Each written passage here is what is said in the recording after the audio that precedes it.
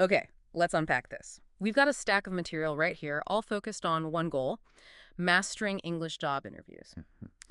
This deep dive is your shortcut to pulling out the absolute most important insights and strategies from these sources so you can walk into your next interview feeling truly prepared and confident, especially when you're answering those crucial questions in English. Yeah, interviewing can feel like navigating a minefield for many people, and doing it in the language that isn't your first just adds, well, another layer of pressure. Right. But what these sources really highlight, and what's actually quite freeing, is that a lot of that pressure, it comes from not understanding the interviewer's perspective. Like, why are they really asking that question? Exactly. If you grasp their intent, crafting a strong answer becomes much, much clearer. Exactly.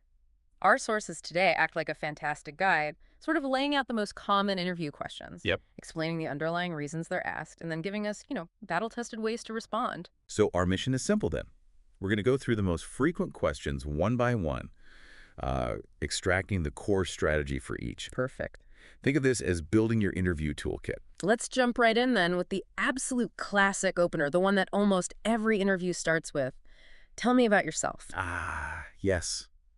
This is the handshake of the interview, isn't it? It really is. And where so many people stumble. They either freeze up or launch into this rambling autobiography that isn't relevant to the job at all. Mm. The interviewer isn't asking for your life story. They want your professional story. Can you connect it to their needs? That's the key. So the strategy here, according to the material, keep it focused, keep it structured. Precisely. The sources recommend a neat little formula. Present, past, future. Okay. Start with what you're doing right now that's relevant, touch on your past experience or education that led you here, Right. and then pivot to the future specifically. Why this role is the logical next step for you, and why you're excited about this particular opportunity. Okay, present, past, future. That provides a really clear path. And the sample answer they give, it illustrates this perfectly. Yeah, I bet. I'm currently a digital marketing assistant at XYZ company. That's the present, where I've spent the last 2 years focusing on social media strategy and email campaigns. Mm-hmm. Before that, I completed my degree in business administration, which gave me a strong foundation in marketing principles. That's the past. Right. I'm now eager to take on more significant projects and leadership responsibilities, and I see this role at your company as the ideal opportunity to apply my skills and grow in a challenging environment. And there's the future. See how clean that is? It gives them a concise, jawed, relevant snapshot. The crucial point, though, is keep it professional. Yeah. Unless a hobby is directly linked to the job, like maybe you're applying for a photography role and you're an avid photographer, leave your personal life out of this initial summary. Good rule of thumb. Definitely. All right, next up, your chance to really shine. What are your strengths? This should feel like an open goal, right? Yeah. But people often miss it. They just list generic traits. Like, I'm hardworking, I'm dedicated. Exactly. Anyone can say that. The interviewer wants proof. Yeah. They want evidence. So the strategy is to back up each strength with a concrete example. Show, don't just tell. That's it. Think of a time you demonstrated that strength. For instance, the source uses an example for a customer service role, highlighting the strength of staying calm under pressure. Okay, so you state the strength, calm under pressure. And then they give the example, right? Like, think of a time you successfully handled a difficult or, frustrated customer. Yes. You actively listened, you empathized with their situation, and you worked with them to find a solution. Yes. And the key bit is the result. As a result, not only was the customer issue resolved, but several positive reviews specifically mention my calm demeanor and helpfulness. Ah, okay. That kind of specific evidence is just far more convincing than saying, I'm calm under pressure. It shows you've actually got the goods. Yeah, got it. Okay, now let's tackle the question that makes everyone a little nervous.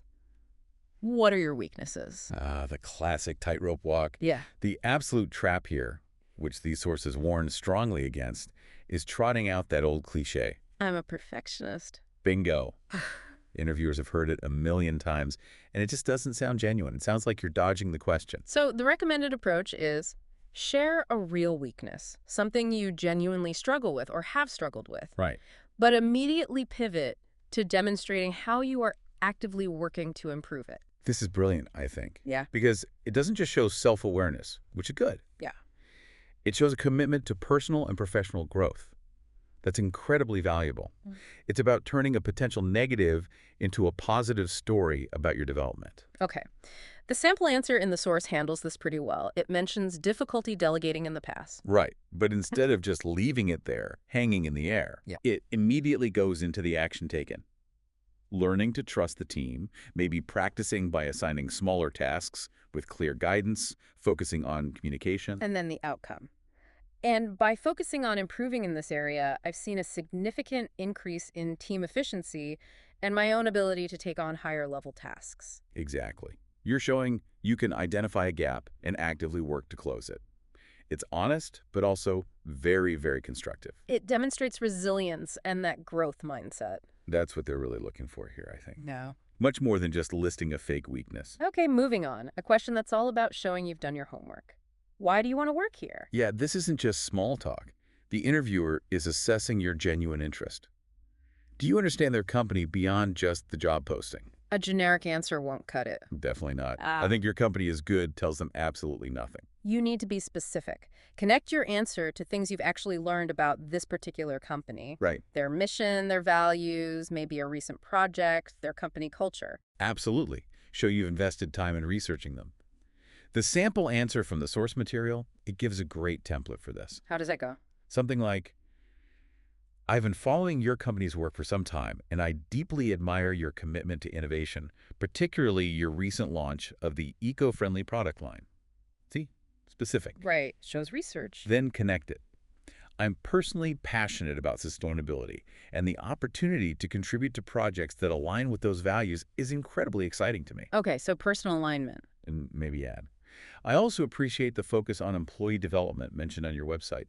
It signals a company that invests in its people for the long term, which is something I'm actively seeking. Wow, that answer does so much heavy lifting. It shows research, it connects your values to theirs, and you're thinking about a long-term future with them. Exactly. It shifts the perception from, I just need any job, to, I want this specific job at this specific company. That's powerful differentiation. It Definitely. really is. All right, time for your big pitch. Why should we hire you? This is where you concisely summarize your value proposition. Think of it as the culmination of everything you've discussed so far, Okay. but framed through the lens of their needs. What's in it for them? So the strategy is be specific, link your skills directly to the job description, and deliver it with confidence, not arrogance, just, clear facts about your relevance. You're basically saying, look, you need X, Y, and Z, and based on my proven experience with X, Y, and Z, I am the best person to deliver that for you. Makes sense. The strong response example from the source gives you the key elements. Start by stating your relevant experience level and maybe a core achievement, like with over 3 years of experience in project coordination and a proven ability to meet deadlines. Quantifiable start. Then, I believe I can immediately contribute to your team. I'm highly organized, skilled in communication, and I have a deep understanding of the tools you use, like Trello and Slack. See, specific skills, relevant tools. I'm confident I can add value from day one. That answer works because it's not just a random list of skills. It's a confident statement about how those skills translate into tangible contributions for them right from the start. It directly addresses what they likely put in the job posting. Precisely. It closes the loop. Okay, looking ahead now. Where do you see yourself in 5 years? Right. This one. It isn't usually about holding you to some rigid 5-year plan they'll check later. No. What's the real point then? They ask this to gauge your ambition, your goal orientation, and, crucially, whether your career aspirations seem to align reasonably with the kinds of growth opportunities their company might offer. Ah, so they want to see if you're thinking long-term potentially with them. Exactly. Are you looking for a quick stepping stone, or do you see a future here? So you want to show ambition, definitely, but also signal that you're looking to grow within a company. That's the sweet spot. The sample answer provides a good balance, something like, in 5 years, I hope to have taken on increasing levels of responsibility and possibly be in a leadership role, perhaps managing a team or leading significant projects. Shows ambition. Right. Then the connection. I'm eager to grow within a company like yours that values and encourages internal advancement and provides opportunities for employees to develop their skills. Ties it back to them. And finally, how you'll get there. My plan is to continue learning, perhaps pursuing relevant certifications, and gaining hands-on experience to build expertise in my field. That sounds really well-rounded. Goal-oriented, shows loyalty, demonstrates a plan. That's definitely appealing to employers. Yeah, you're expressing a desire for growth, but framing it in a way that suggests you see that growth happening here. Yeah. It shows you're thinking about a future, and hopefully you've envisioned it within their structure. Okay, let's shift gears slightly to behavioral questions. These are getting really common. Tell me about a challenge you faced and how you handled it. Oh yeah, classic. Because past behavior is often seen as a strong indicator of future performance. Fixes. They want to see your problem-solving process, your resilience, your actions when things get tough. And the best method, strongly recommended in these sources, is the STAR method. STAR. Okay, remind us. Situation, task, action, result. Right. Situation, task, action, result.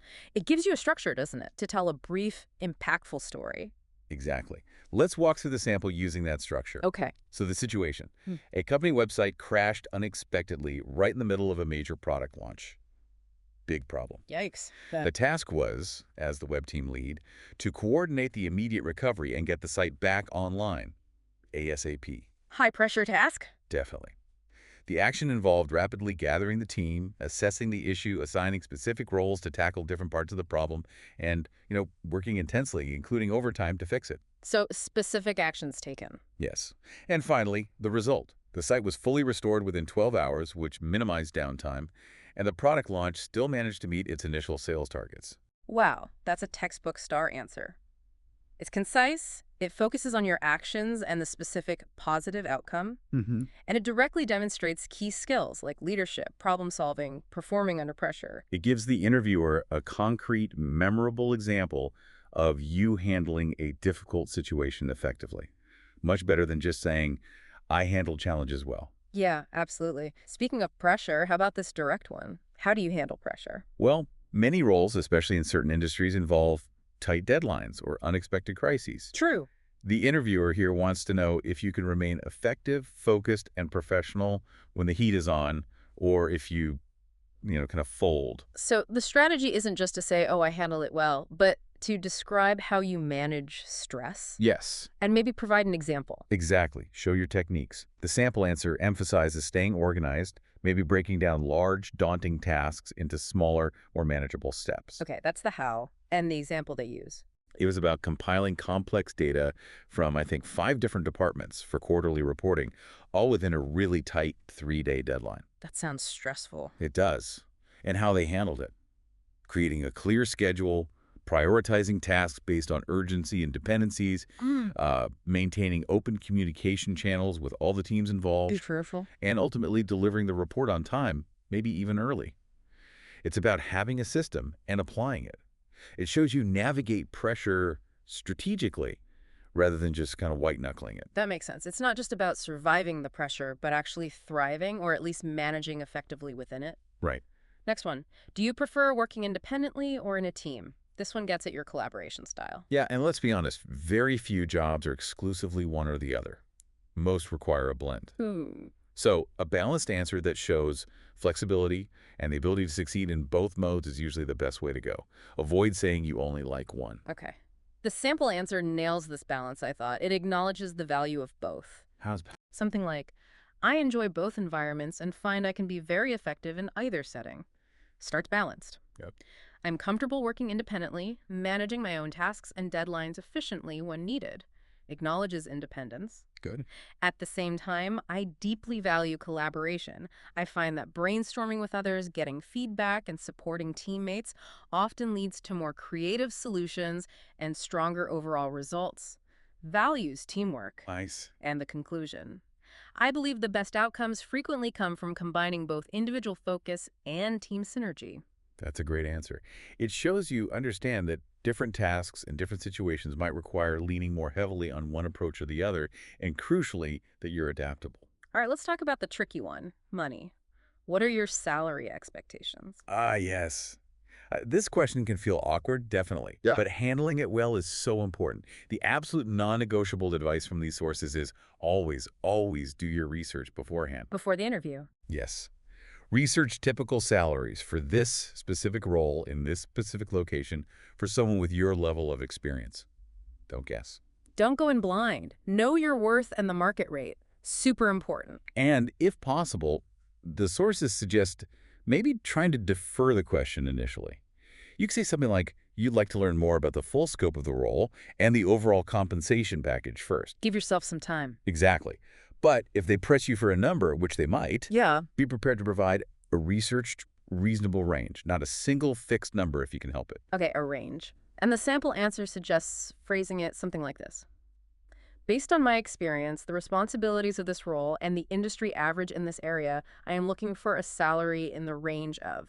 And you state your researched range. The source mentioned 50,000 euro of 60,000 per month as an example, but obviously you'd use your own research. Right, and then add, help you some back it. However, I'm open to discussing the entire compensation package, including benefits, opportunities for professional development, and perhaps bonuses. That response is great because it's confident, it's based on research, it's flexible, it offers a range, and mentions the full package. And it's professional. Opens the door for negotiation without pinning you down too early or pricing yourself out. Exactly right. Okay, here's another potentially sensitive one. Why did you leave your last job? This is a moment where you absolutely need to be strategic. And the cardinal rule here, it's ironclad. Never speak negatively about your previous employer. No. Not your boss, not your colleagues, not the company, no matter how bad it might have been. It just reflects poorly on you. So even if your experience was genuinely negative, you need to frame the move in a positive, forward-looking way. Precisely. Focus on what you were seeking that wasn't available in the last role and how this new opportunity aligns with your career goals. Okay. The good answer centers on seeking new challenges, pursuing opportunities for growth that weren't present before, maybe wanting to work in a different industry or on different types of projects. So you're positioning it as a proactive step towards something better, not just a reactive move away from something bad. You're expressing excitement about the potential of this new role. That's it. Keep the focus firmly on the future and the positive reasons for wanting this specific job. Got it. What about understanding your inner drive? What motivates you? This question helps interviewers get a sense of what makes you tick, beyond just the paycheck. And generic answers are bad here too, like just saying money. Yeah, avoid that if you can. They want to see genuine passion or drive related to the work itself. Focus on intrinsic motivators. Like solving problems, creating impact, learning new things, overcoming challenges. Exactly, those kinds of things. The sample answer provided highlights being motivated by solving complex problems and seeing the tangible impact of their work. Okay, and the example they use makes it concrete. Right, something like, in my previous role, I was motivated by finding a way to streamline our workflow. I developed a new process that ultimately reduced delivery time by 20%. Specific result. Knowing that I contributed directly to that efficiency and helped the team operate more smoothly was incredibly rewarding for me. That connects the abstract idea of motivation to a real-world achievement and its positive outcome. It feels specific and authentic. Yeah, much more effective. Okay, nearly there. How do you prioritize your work? This is all about your organizational and time management skills, right? Definitely. Especially important in roles with multiple deadlines or lots of competing demands. They want to know you have a system and can manage your workload effectively without dropping the ball. So the strategy outlined is, start by explaining your basic framework. How do you decide what comes first? Right. Usually prioritizing based on deadlines and the overall importance or impact of the tasks. Then mention the tools you use, like to-do lists, calendars, project management software. Yes, showing you have practical methods. And crucially, include communication. How do you coordinate with team members or your manager if priorities shift unexpectedly or new tasks come in? Right. It's not just about your personal system, but how you manage priorities within a team context. That's a good point. And finally, the source emphasizes flexibility. Being able to reassess and adjust your plan if unexpected things come up. But without compromising the quality of your work. Exactly. It shows you're structured, but also adaptable, and you remain committed to delivering high standards even when things get hectic. We've covered a ton of common questions, digging into the why behind them and the best strategies to answer, but there's one final question, the one that you, the interviewee, will be asked. And your answer is critical. Which one is that? Do you have any questions for us? Oh, yes, please. Please, for the love of a good interview, do not say, no, I'm good. Right. It's such a massive missed opportunity. It really is. And it can signal a lack of genuine interest or preparation. Exactly. This is your chance to show engagement, show curiosity, show that you're also evaluating them. You absolutely must have questions prepared. Always. The sources offer some excellent examples. Think about questions that show you're seriously considering the role in the company's future. Like what? Things like, what does a typical day or week look like for someone in this position? Or, what are the biggest challenges the team is currently facing? And how does this role help address them? Those are good. They show you're thinking practically about the job. Or maybe, how does the company support employee growth and professional development? That shows you're thinking long term. Asking thoughtful questions like these demonstrates you're serious about the opportunity and you're thinking critically about whether it's genuinely a good fit for both sides. It makes you a more active participant in the conversation, Absolutely. It turns it from an interrogation into more of a dialogue. which is exactly what a good interview should feel like. Okay, so beyond the questions themselves, these sources also include some quick, practical tips. Little things that can make a big difference in your overall interview performance. Let's just run through those quickly. Yet, these are fundamentals, but so important for making a strong impression. Don't overlook them. First up, dress professionally, even for virtual interviews. It shows respect for the process, sets the right tone. Absolutely. And arrive early. Whether that means being in the physical waiting room 10, 15 minutes ahead. Or just logging into the virtual meeting link early to check your tech, make sure everything's working, avoid last-minute panic. Definitely. And practice your answers out loud beforehand. Why is that so important? It really helps you feel more comfortable and fluent, especially if you're speaking in a non-native language like English for the interview. You literally hear how your answers sound, catch awkward phrasing. Good point. During the interview itself, maintain eye contact or, look into the camera for virtual interviews.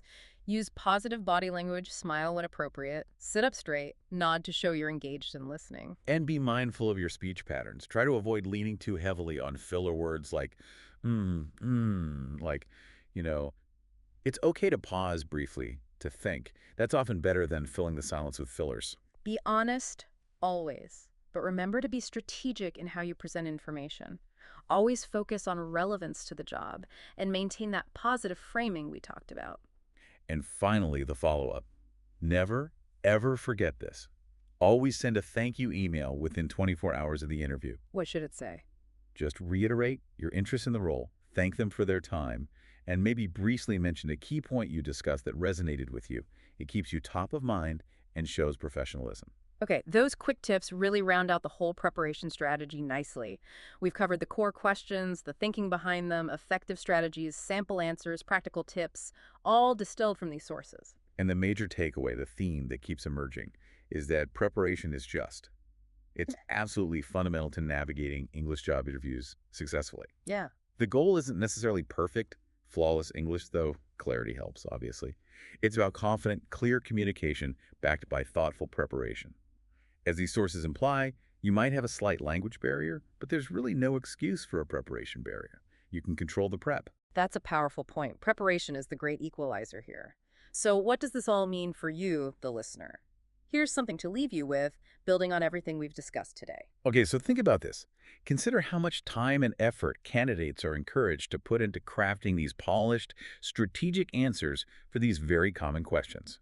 Answers designed to hit specific points, maybe follow prescribed formulas like STAR, demonstrate particular desired traits. Right, we've just spent time detailing exactly how to do that. Exactly. So does this whole interview process then, does it primarily test a candidate's ability to prepare meticulously and present themselves effectively in what is, let's face it, a somewhat artificial high-stakes situation, As opposed to what? as opposed to genuinely revealing their day-to-day skills on the job, their real adaptability, or how they truly function and react in the actual workplace environment over time? That's a fascinating thought, isn't it? Are interviews becoming more a test of interviewing skill itself rather than strictly job skill? It's definitely something to ponder as you refine your own responses based on these guides and practice your approach. What game are you actually playing? Food for thought, absolutely. Well, we hope extracting these key nuggets of knowledge from the sources today helps you feel significantly more confident and prepared for your next English job interview. Continue exploring these ideas, continue practicing those answers out loud, and use these insights to build your strongest possible interview performance. Good luck out there.